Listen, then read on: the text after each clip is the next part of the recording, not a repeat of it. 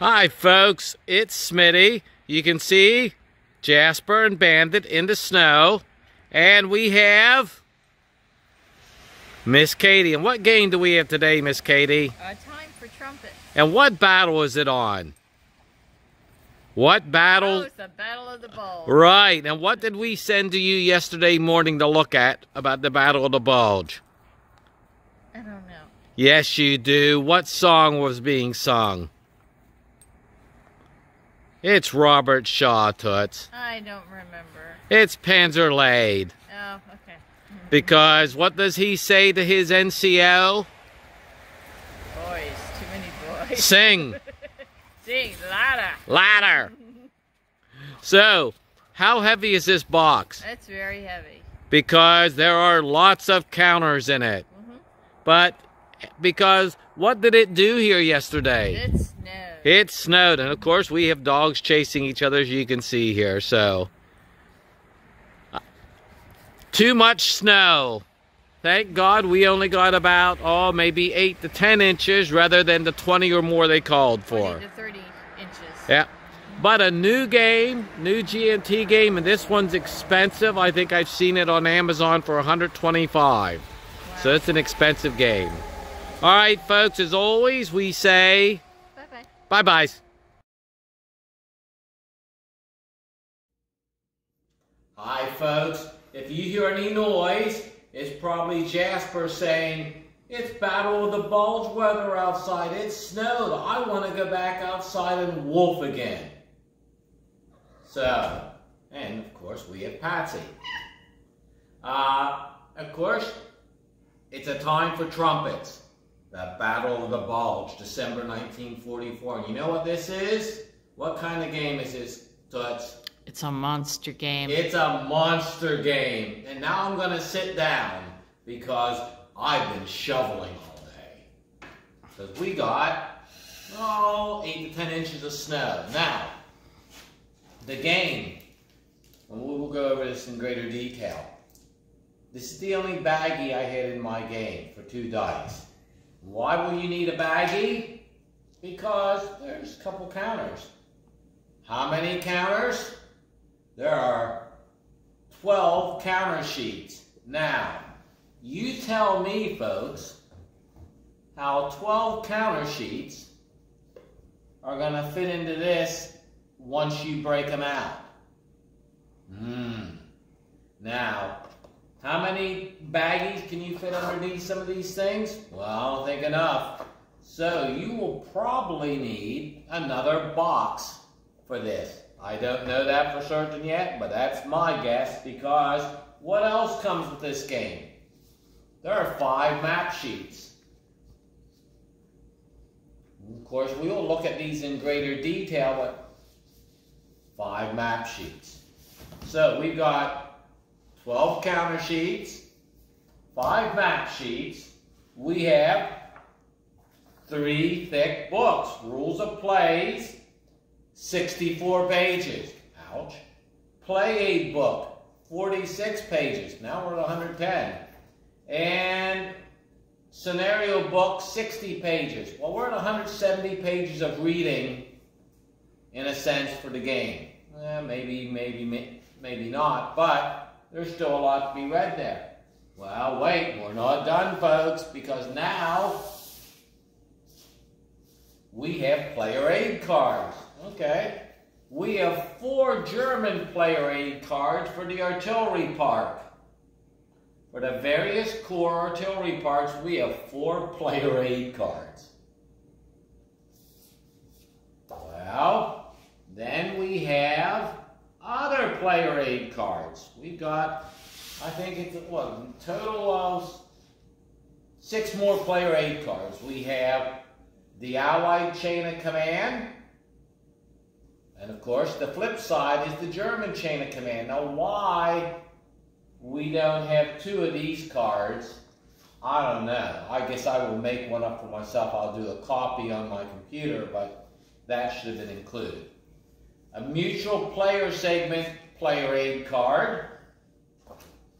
Player aid card 2 alpha, the movement card. Off-road movement, and what every Bulge game has to have? A traffic jam chart.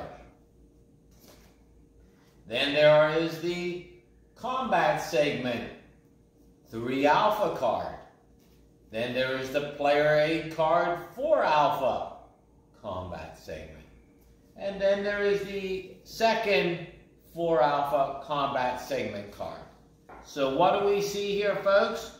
Oh, we got a lot of stuff, don't we? A lot of stuff to go in this one, and we will look at it, of course, as we reiterated earlier, in greater detail.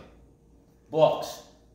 There is John Nelson's Rickard, which we are reviewing for the Armor School, Forged to Thunderbolt. Advance and Destroy, Patton as Commander in the Bulge. A very detailed book. Great for order of battle. Great for the fact of Patton attacking. If it gets squiggly, it becomes a bit hard to follow, and I don't want to quite say pedantic, but it becomes harder when we get into the January part of the Bulge fighting. Then there is Du Bois, Hitler's Last Gamble, a classic. And of course there's Charles B. McDonald's A Time for Trumpets, but we don't have that one. But this is another good one. And a good overall book, Armageddon by Max Hastings, The Battle for Germany, 1944-45. The Bulge segment is very good. Hastings is scathing, I think, on the Germans. Probably should be.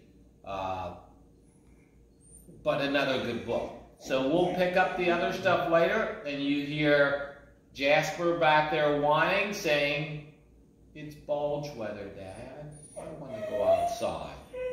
We'll talk to you in a bit, folks. Bye.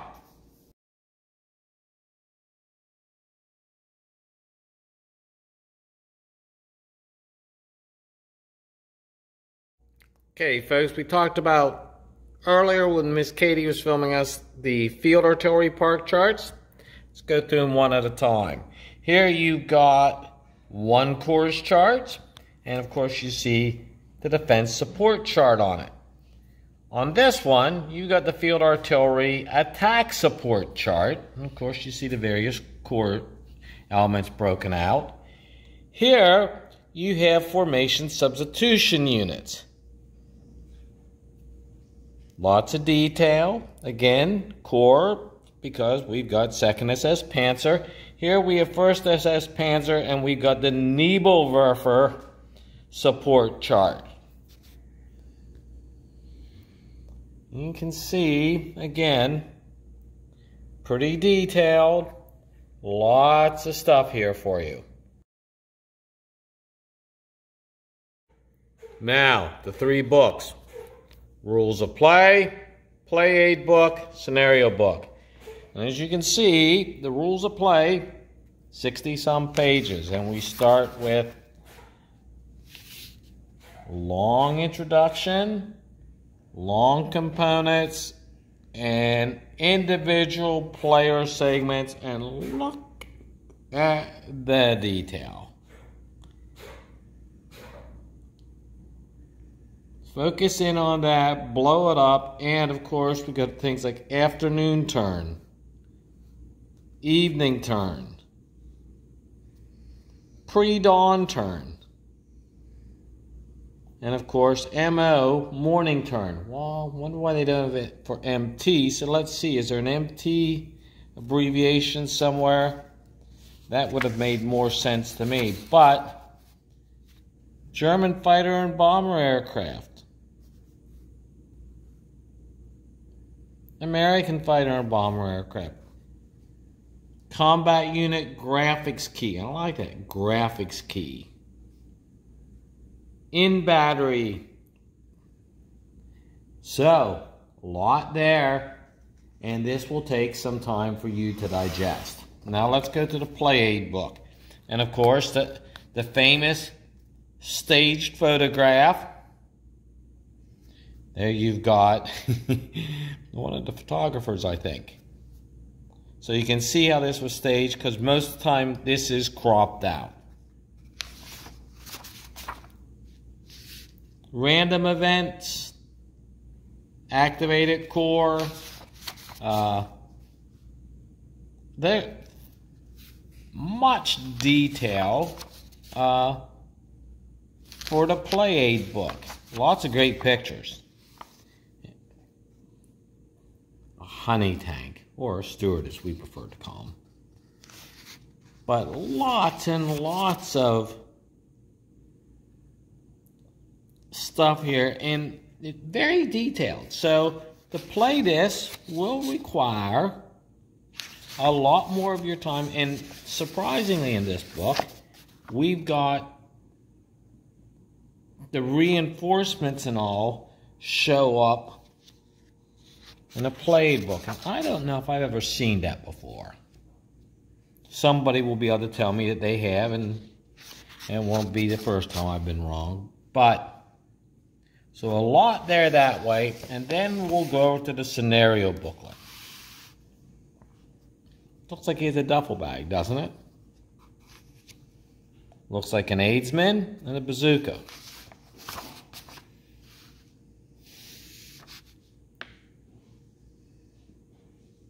Seventh Army scenarios. And so, but as you notice here, we have 7th Army scenario, 5th Panzer, 6th Panzer, and the campaign game. Let's look at the campaign game on page 25. The campaign game is identical to the start of the 11-turn scenarios, and I like this. It would be inefficient to restate the rules for those scenarios in order to begin the campaign game. Well, I have a feeling the campaign game will probably be even longer than I would play. But interesting things too here. Weather front clash, clear and cold. If you wanted the definitive Bulge game, then you obviously have it right here. Alright folks, 5 map segments. You can see them all. There's Patsy with it. They all fit together pretty darn well. We've got a little bit of light on it today, but I'll get down now off my chair before I fall off it and show you some of the things about the map. Of course, Bastogne. Well, of course, Bastogne, but the road network. You see the road network. And of course, St. Vith. How important St. Vith becomes because road network. Well, some of the other neat things here, we see the setups between the armies. We see the boundaries, they're delineated. It's a very stunning map. I actually think it's a very stunning map. And you see, and Miss Katie and I spent some of our honeymoon through the Ardennes, all the villages, particularly, you just go and you look around Bastogne, and of course Foy becomes important, but how many there are. Now let's go over here to the map key. You have map key there. Now, it'd be nice if it had been on a player's aid card. And of course, we have then a very comprehensive turn record chart that goes through December 26th, I believe. So, there you have it, folks. You got the map part, and now we'll put that away before a cat does something to it. But yeah, it's pretty impressive, isn't it? And it's an ugly road network and lots of bridges. All right, folks, we're back. Now we're into the player aid card thing. There are 4 of these. You've got to like this. Headquarters freshness determination chart. Now, you ready? And of course, German fuel shortage. But worse, look at the sequence of play.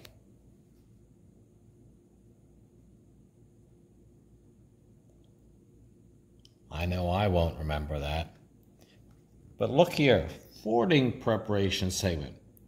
Like we said before, probably everything's been considered in this one, or as our friend Joel Toppin just said to me, wow, everything but the kitchen sink, huh? Well, and my response back to Joel was, I wonder if they have a rule for fresh cakes found that were just baked in America. Okay, zone of control chart. Interesting. Strategic road movement. The infiltration chart. This is all just a movement chart. Combat stacking. Bridge demolition. Disruption. The KGP, Kilo Golf, Cons Group Piper breakout chart. And as we noted earlier talking with Miss Katie, the traffic jam chart. It wouldn't be a game in the Bulge without traffic jams. Of course, Nebo verifiers, air support, the field artillery support chart, field artillery defense chart, which was also on the German core charts, and bombardment shock table. Bombardment shock table, this time defenders. Previous one was attackers. And are you ready for ground combat procedure? Yeah, whole page of it. That's hard. Terrain effects on combat chart. Blitzkrieg attack table. Combat result table. Armor vehicle step losses. Enhanced AFV combat, German heavy armor, German anti-tank, advance after combat chart, and weapon effects on ground combat, and effects of defensive positions on ground combat. So, what am I going to say again? Lot to this, folks. Now, next thing we'll get to, counters.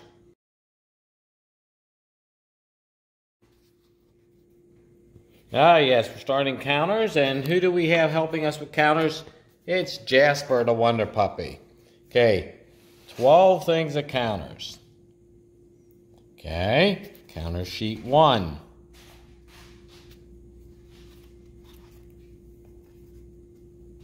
Counter sheet 2.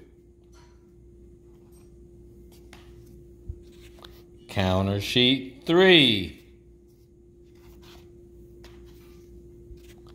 Counter sheet 4. Gotta like the color choice for those.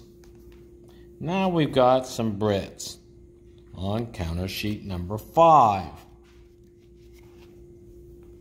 Now we get into the Germans with counter sheet number 6.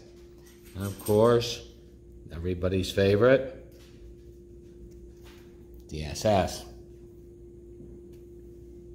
Now we've got counter sheet number 7.